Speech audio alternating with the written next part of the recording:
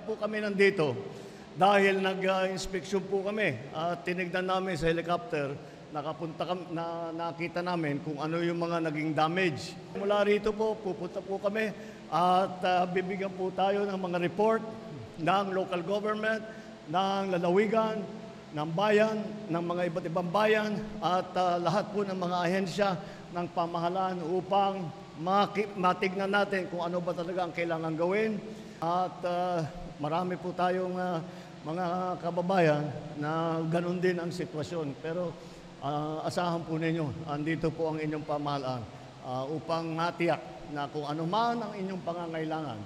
At wag po kayong nahihiyaw. Kung meron talagang problema at meron kayong pangangailangan, sabihan ninyo ang local government ninyo. Sabihan ninyo ang ahensya ng gobyerno. Gagawin namin ang lahat upang kung ano man yung problema na yun, ay nabibigyan natin ng solusyon.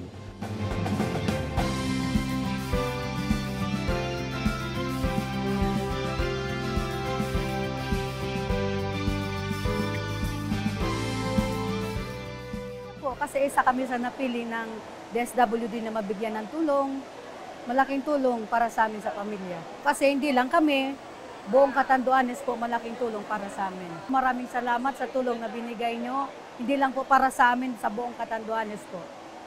Masayang-masaya po kasi kahit papaano, lalo sa amin na mahirap, kahit pambili man lang ng gamot, losartan, kahit papaano, makakatulong na yan. Yung di na kami bibili ng bigas, di bibili na namin ng gamot, yung losartan.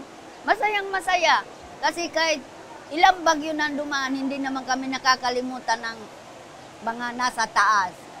Sa amin siguro, yung lalo na yung mga magsasaka siguro, matutulungan din yung kahit papaano.